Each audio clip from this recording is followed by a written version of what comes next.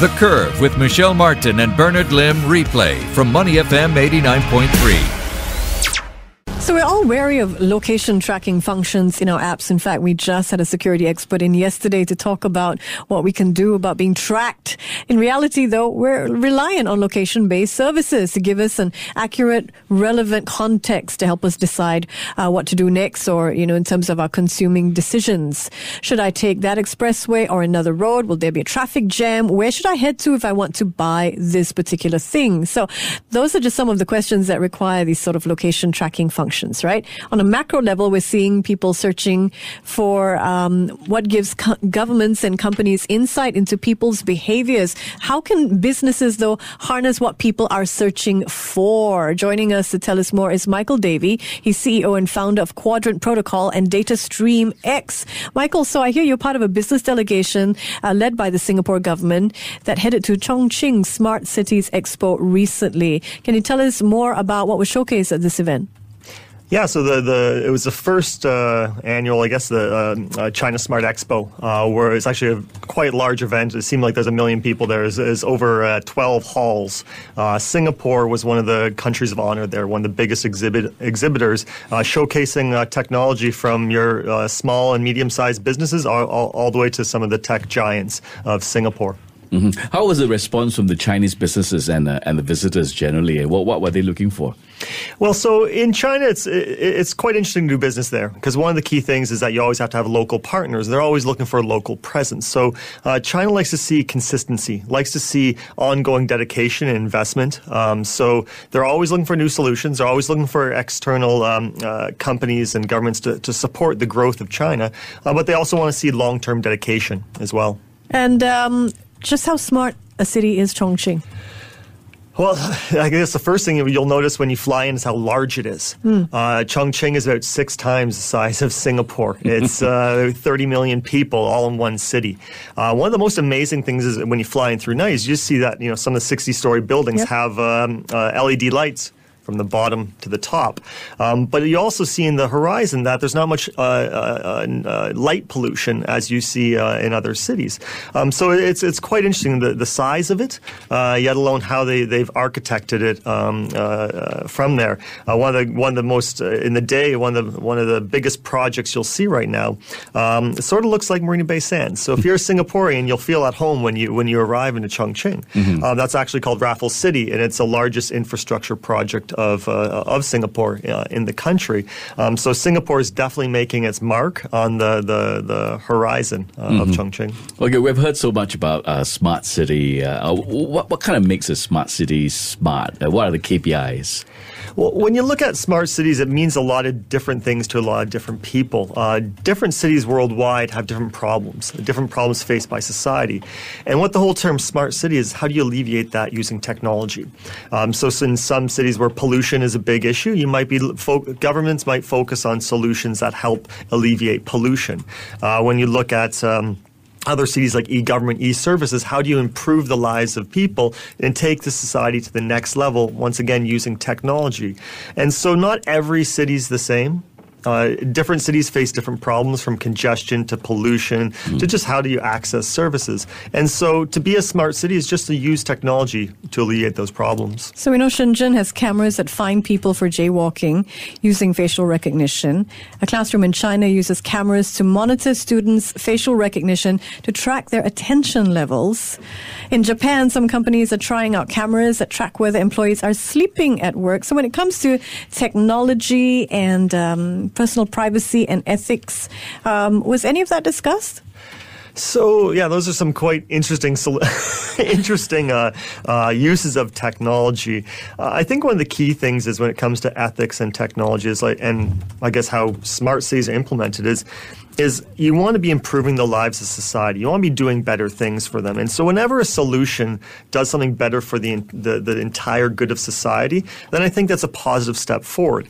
Cameras and jaywalking, that's one extreme, but I think that it's actually on the good side where they're trying to improve the safety of people.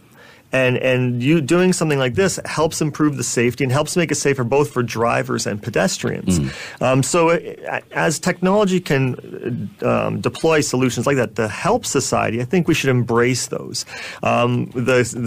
Regarding blowing air in people's faces at work, and that's the other side. I think that when ethics does come into question, there is that what are we trying to do? Are we just trying to make people drones, or are we trying to actually improve their life? I don't think blowing air on a tired workers is the best way to do that. I think that they're maybe giving them more time off so they can sleep, and so they're maybe not working 2 jobs a day. That's causing them to do that. So I think technology should be used to improve the lives, not extract more production out of people.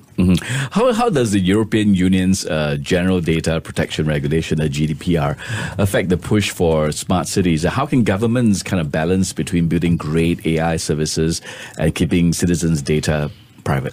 Yeah, so things like GDPR are great in some aspects in terms of protecting. You want to protect people. But where I think some of these laws go the wrong way is that we don't want to protect data.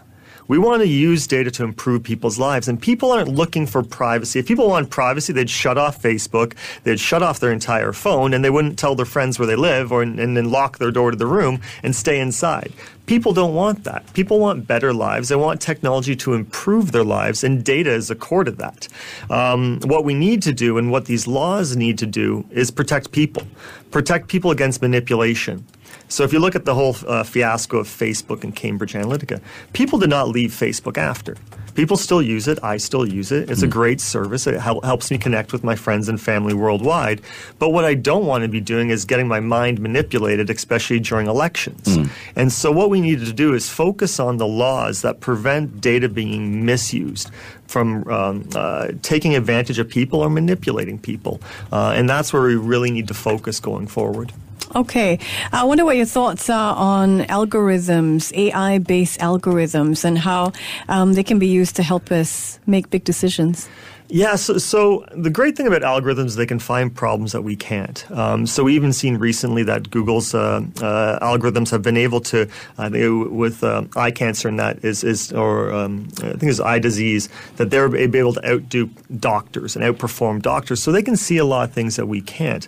Algorithms can be, as long as the data that's being fed into these algorithms is correct and not manipulated, that algorithms can find patterns that humans can't, and at a speed that, no matter how many humans you put against the problem, they couldn't be able to decipher this. So I think the power of algorithms is only going to grow, and especially as we get more and more data to feed them, we'll see great results from, we use it a lot now for advertising, and people don't like it for advertising, but when it comes to health and cancer detection, things like that, people really do care and will care.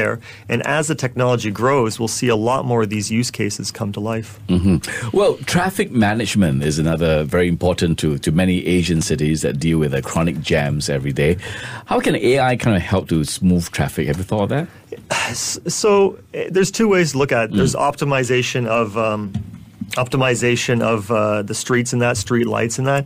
That's one way to use it. Other ways to use the data is just ongoing city planning, trying to ensure that where we put services, either government services or where we install new housing, where do we widen roads, where do we narrow roads, where do we put the next subway line, how many more buses should we put? Should we shorten the bus route or make them longer?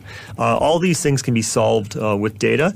AI will help find those patterns in the city and help them with planning.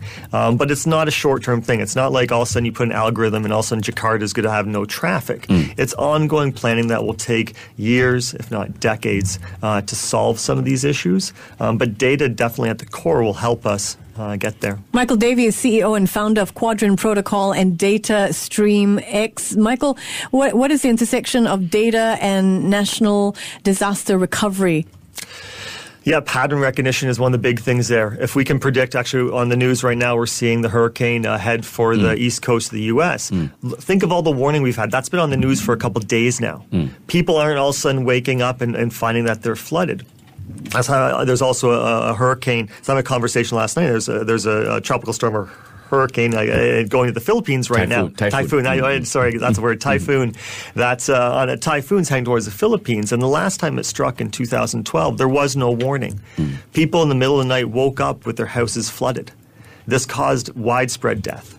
Where we're seeing now in the U.S. with the hurricane going on, how much pre-warning there is, even the Philippines with the typhoon, how much pre-warning there is. If we can alert people and get them to safety, then you can see there's a lot less death, and we can prepare for these things. And that's all through the power of data. We couldn't do this before, yet now we're having all these huge advanced warnings that take days, and that's enough to save a lot of people's lives. Mm-hmm. Well, Michael, before we let you go, last question. What is the next frontier?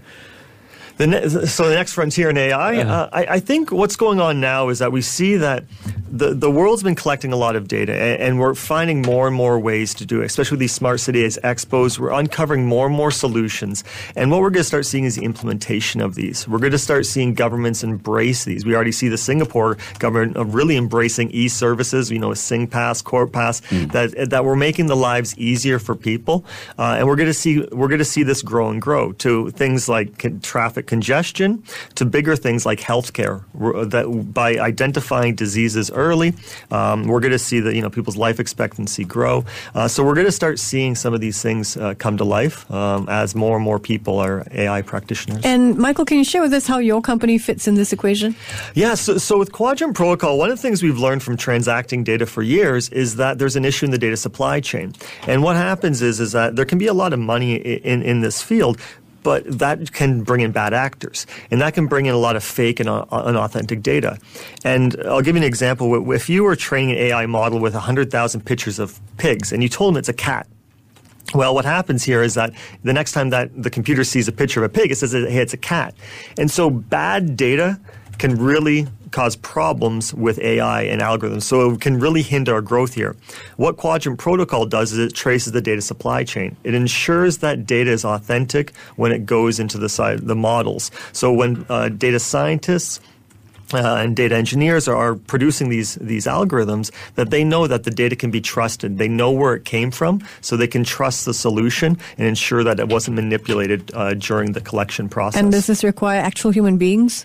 This is using we use blockchain, which is a technology that allows us to trace the data supply chain. Okay, fascinating. Well, thank you so much for coming by. Michael Davie is CEO and founder of Quadrant Protocol and Data Stream X, finding out more about the uses of data in society.